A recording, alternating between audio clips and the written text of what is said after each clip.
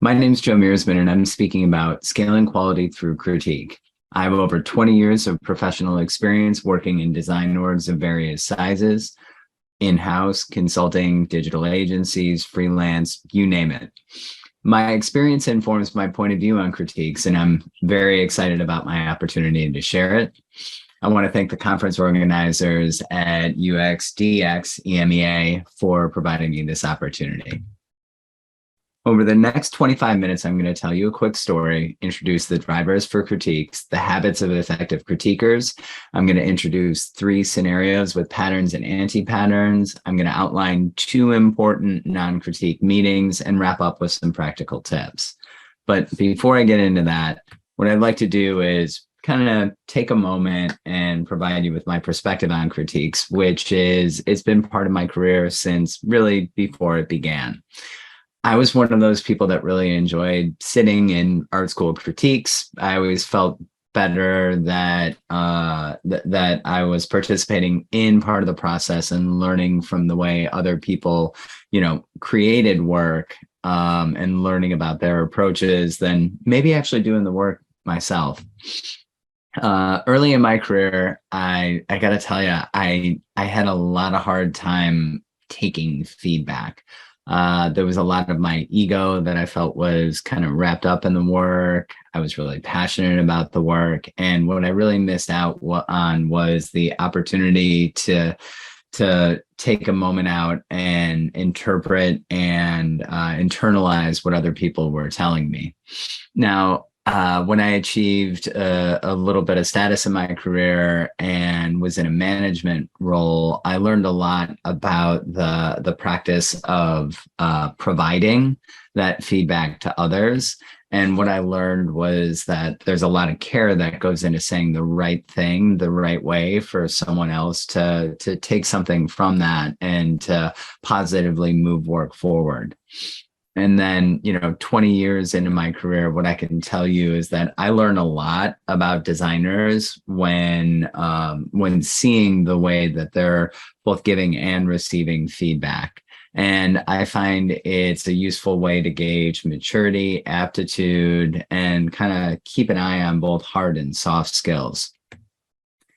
Now, in critiques, I've noticed that there's a lot to learn and a lot to learn from. And when done properly, we break down silos and interpersonal barriers when we do it right. We support one another, we learn, and we work transparently together. In this presentation, I'm going to discuss how we do so. Now, before I get into how we critique, what I want to do is kind of anchor my definition of sweating the pixel. And to me, what I mean is this is paying attention to the details of varying different interactions that are both on screen and with each other. It's really how we keep our eye on quality. It's not some sort of hipster Richard Simmons thing or a CrossFit for design program or anything along those lines. I mean, as far as cults go, many of us sport the all black uniform and we're already 3/4 of the way there. Critique to me is a way to maintain focus on the quality of our outcomes, and it is the way that we can sweat every pixel that goes into production. Now, this isn't a unique or distinct idea that formed in my head by myself. And, as a caveat, this deck is a product of my collaboration with some of the wonderful people that are on screen above. And, we iterated on the model together whereby it was neither top down nor bottom up. It was really a partnership. And, because this is a design conference, I'd be remiss not to highlight at least one doppelganger. I look forward to meeting one in person here in a few weeks. Before I go any further, now that I've anchored in my definition of what it means to sweat the pixel, I want to frame critiques by showing a definition that these wonderful people helped me come up with. And critiques can be defined in a few different ways, but I really like this one. So I just like to pause with this on the screen for a moment before I get into a little bit of the why we critique. Essentially, there are many different reasons why a designer goes in along with others and practices critique. It sharpens our skills, it elevates our crafts, it demonstrates our strengths, it allows us to advocate for our work, it identifies areas for us to improve, and we grow as professionals. And some of you in the audience right now may be thinking, this is great. So like, well, why should I care? And the reason being is because the entire team benefits from critiques. And I would still consider a leader a member of the team. I think of a design team not monolithically, but a function of logical groupings. And in this case, how they get value from critiques. So if I take a look at what I'll refer to as group one here, what we have are those with the hands on the pixels that are responsible for delivering the work. And it allows them to, kind of do a little bit of rehearsal, defend their decision making, and watch and listen to other senior team members do the same. The second group that benefits from critique is, those that are guiding the work and managing the individuals. And what they benefit from is watching and providing feedback, as well as seeing the balance of hard and soft skills of those members of their teams and their peers, of course. And then the third group is kind of that leadership strata. And what they do is they can support and encourage critique. They can identify the potential and unmet potential of members of the team. And it also helps them to understand where they may need to augment the team or otherwise help to scaffold and build upon the skills that currently exist. Now that I've described the benefits of critique for different members of the design team, I'm going to now get into some habits. And what we want to take in mind is there is no formula. This is not an equation. What we want to do is start with a few initial conditions and ladder from there. We want to start with a mindset and think about our behavior over time, which truly is a habit. So when we think about behavior, we might think about how we aspire to behave together. And I think, these 5 items on screen really identify the way that we want to go into a critique and have a positive mindset. We want to be humble and bear in mind that, modesty is a virtue. We want to actively listen to one another and stop thinking about what we're going to say and process what we're hearing in that moment. We also want to have gratitude. We want to thank others for their input, especially when it hurts. And we want to own it. We want to admit our blind spots and bear in mind that it takes a lot of time and effort to defend oversights versus kind of taking in and acknowledging that we have areas to grow. And then, as far as acknowledgement is concerned, if you see something, you want to say something because someone else is going to benefit from that. So if a habit is behavior over time, practice can be defined as the repetition of doing something with a focus on learning. And there are three lenses that I'm going to reference a few times over in this presentation that deal with the practice of critique. The first is giving, the second is receiving, and the third is observing critique. And I've referenced those earlier in this deck. You'll see this as a little bit of a theme popping up here and there. Now, what I'm going to do is place these lenses into 3 scenarios, and each of these scenarios kind of act as miniature critique narratives. And each of these are 3 scenarios that represents a situation in real life that I went through, and along with some of my peers. And what I want you to do is kind of learn from some of my mistakes and the mistakes of others in order to propel yourself forward in terms of your practice of design. And the first scenario I have, I'm calling the iteration loop. And we've all been there. We've all had multiple options on the table and seemingly not know where to go. And we need the help of others to help us through the process of delivering design. And in terms of the iteration loop, this takes place 3 days before a big, to-do type meeting, potentially with a client. There's a bit too much divergence late in the process. You'll see a designer that's working through wires with a high pressure deadline looming. And what we have here are three designers, embracing what I'll call a ad hoc critique. And these ad hoc critiques happen so often, most of us don't even realize it. And we have the designer on the far left who's interested in receiving critique, saying, I keep going through different placements of, body copy, H1s, H2s, as well as images. I keep moving things around, and I've kind of like lost the plot here. I don't even know why I'm doing it. And the senior designer looks at them and says, I understand why you're frustrated. This really isn't the best that I've seen you deliver.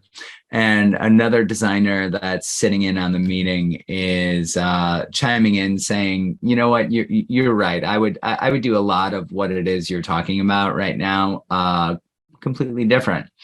And if we take a pause and a time out here, what you can see is that the designer that's looking to receive the critique, they're failing to provide enough context around the conversation. They didn't start with the business goals or the user goals, and they're also not asking anything specific. They're kind of throwing their hands up and saying, "I'm frustrated." And the senior designer is missing an opportunity to be constructive and say, "You know what? I've been there before. I understand what it is you're trying to do. I've been frustrated, and here are some direct areas where I think you can improve things." And the other designer in the mix really is missing out the opportunity to tune in to what the advisement of that senior designer is. They also have the opportunity to follow up at a later time and embrace the fact that someone else's approach being completely different than theirs may not be a bad thing. I'd say overall, if you're the receiving designer in this case, it's easy to let emotion get the better of you because you're trying really hard. I would say the senior designer here has a responsibility to help others grow the same way. Hopefully, someone helped them grow.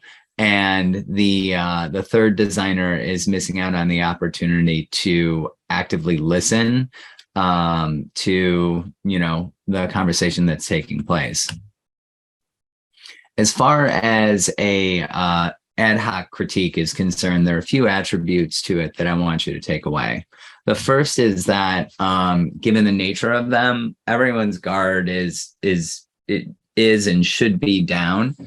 These are more or less timely in nature, and they're an opportunity to share work that really hasn't landed yet. Bear in mind, you can never share too much, but you can share too little. And, there are definitely some missed opportunities for iteration or improvement. And, if we think about it, this is an opportunity to get out of that mode of maybe being a lone ranger or doing solo work. And it is an opportunity to iterate faster with purpose, with a little bit of guidance and feedback from others. So to step into our second scenario here, what we have is what I'm referring to as the refinement compass. And as every project starts to come in for a landing, there are certain details that will make or break a strong design. These important details aren't always clear, and they often land just at the right time based on someone else's input. And in this case, this scenario takes place at a weekly critique at an agency with individuals from other accounts with varying levels of experience. And I feel like it's a great opportunity for input. So what we have is a senior designer, an ACD or an associate creative director, and a junior designer. And the senior designer goes to the associate creative director and says, I could really use a second point of view on what I'm working on here. The associate creative designer looks at them or associate creative director looks at them and says, you know what? All of these are fantastic. Again, job well done. Really, really pleased what I'm seeing here. And the more junior designer chimes in and says, you know what, like I can see where you're coming from here. This reminds me of a project I worked on, a few years ago. It got me an award you might have heard about. Now, if we take and pause this exchange real quick, what's missing is an opportunity for the senior designer to have maybe shared a little earlier in the process, and again, has the opportunity to be a little bit specific about what they're looking for feedback on. The ACD is getting a little personal here. I love everything that you do. Isn't really something that senior designer can take and drive forward better work with. So it's a little too indirect and has a low impact outside of inflating the ego of the senior designer. And then the more junior designer in the mix has the opportunity to not make statements, but to pay attention, to be mindful, and to ask intelligent questions. And when it comes to these informal critiques, a few things to keep in mind is, they don't have to be regularly scheduled. You can easily just ping a few people on a group Slack or Teams, or when we're back in the office, kind of saunter up to a few other designers that happen to be there as well. I would recommend having a host or someone facilitating things. That might be a third, or in this case, a fourth party, who may have a background in research or have very little context to the project in question.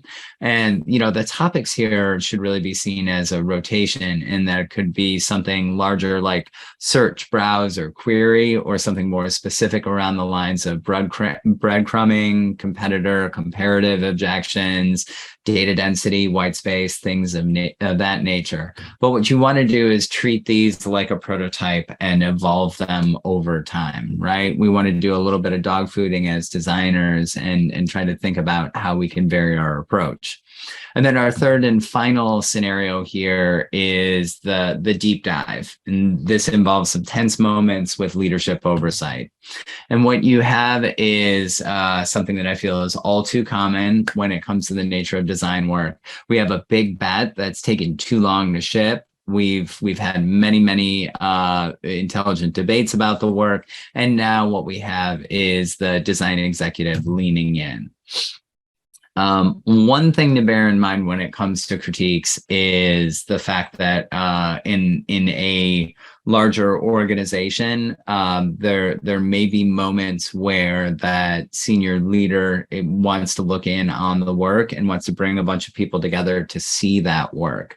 There are different, reasons for that. But in this case, what we have is a designer, a design team lead, the director, probably many other designers that are here. And the designer may open up talking, kind of complaining a little bit about how they've waited for a really long time for their turn. It may be that, the design team leader, the director, goes long when, prepping everyone else for the work, or it may be that another critique runs over. So in the case of the design team lead, after looking at the work, they make the comment that they don't even know where to start. The work just kind of feels a little bit off target. They can't really put their finger on it, but it seems to be everything kind of taking place all at once. And the design director, that's part of the conversation, kind of mentions, it seems like everyone's really had their guard up here. I'm a little disappointed at the back and forth conversation that's taking place here.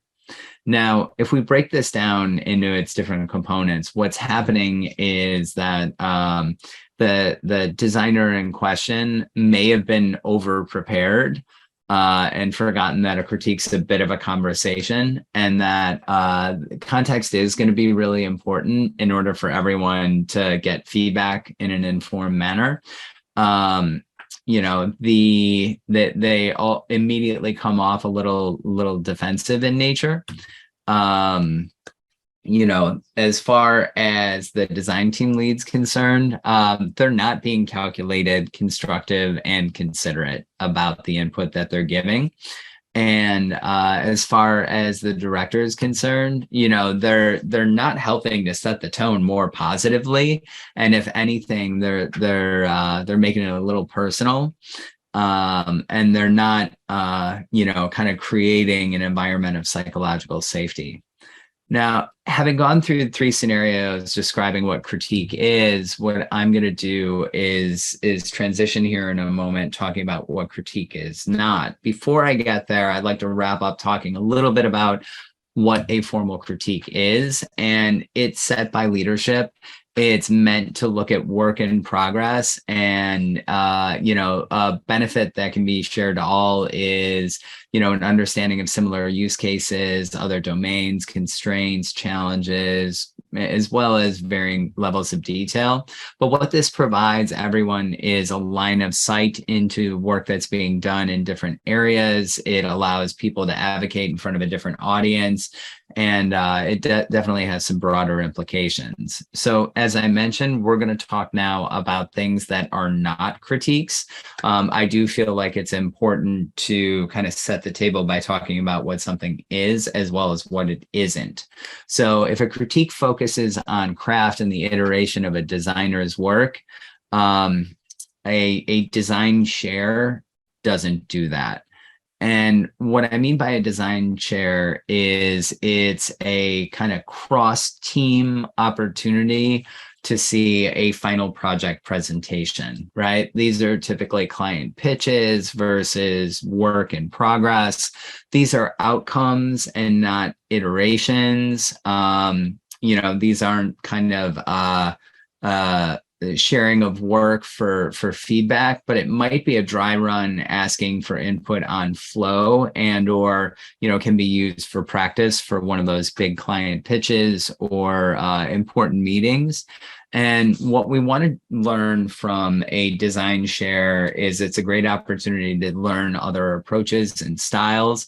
It's also good to see how someone talks about their process to a non-design audience. A design share might take place in a town hall, for instance, where someone has the ability to showcase work that they're really proud of, and or to celebrate a big win.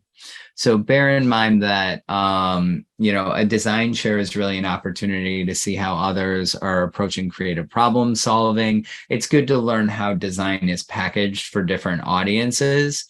And, what you want to remember here is that critiques and design shares drive toward different outcomes, but they can both prepare you for what I'll refer to as a playback, which is also different than a critique. So something notable about a playback is that, your audience here may be the stakeholders or the buyers. It may be a client or someone that's kind of the patron of the work. The work's already been done, as in the work is past tense. And this is a great opportunity to kind of sell without selling and to tell a story. And what you want to achieve in a playback is getting the buy-in from the business or from an internal partner, and to be able to showcase the results, the outcomes, and a little bit of how you achieve them. So we've talked at this point about critiques. We've talked about design shares. We've talked about playbacks. And what I'm going to do is talk to you a little bit about how you can take this home. And when you start to critique yourself, or when you continue to critique in your teams, some things that you might want to keep in mind. The first is that, not being dogmatic is really important. I don't advocate for a singular approach to critiquing. I think it's all about initial conditions and the application of the framework that we've been discussing here today. I feel like a good critique is kind of like a prototype that keeps resetting itself every time you do it. And you want to trust your team to set the tone and drive the cadence thereof. There are 5 takeaways from this deck about how you critique. The first is to think about the type of critique you're going to have. Don't worry about mixing and matching the different styles. Think about how you want to set up a critique based on the goal or the objective. The second is really just starting now. Don't wait until things get slow, or, whether or not there's a part two of a project, or whether or not, there's a leader that should set up the critique in question. The third has to do with, hosting duties, you ideally in a larger setting, for any sort of formal or even informal critiques. You do want to have someone that's more of a conductor than a referee. Researchers and workshoppers are great at this. I would also say being inclusive is really important. Invite everyone. Don't be upset if everyone doesn't show up. And, you want to show your best work in progress, and bear in mind that if you show too late, you can't act on great input. So, bear in mind that you can bring critiques to Zoom, WebEx, Teams, pick your poison there, but also they're going to work great in person. And, if you're going to take one screen cap throughout this presentation, it's going to be at the end of the build. Bear in mind that when you're receiving critique, we want to do so with humility, and we want to own the decisions that we've made as designers. We want to think about what we're hearing in that moment. When we're giving critique, we want to acknowledge what someone's doing well, maybe what they have to improve upon. And we want to think with care about how we're packaging up what it is we're saying to our audience. And when observing critique, we want to think about the exchange of the words that are taking place and where there's opportunity for improvement. And we always want to be intellectually curious. So in closing, go forth, sweat the pixel, improve your craft together by using the three lenses: giving, receiving, and observing feedback. Thanks so much for your time here today. I really appreciate the opportunity.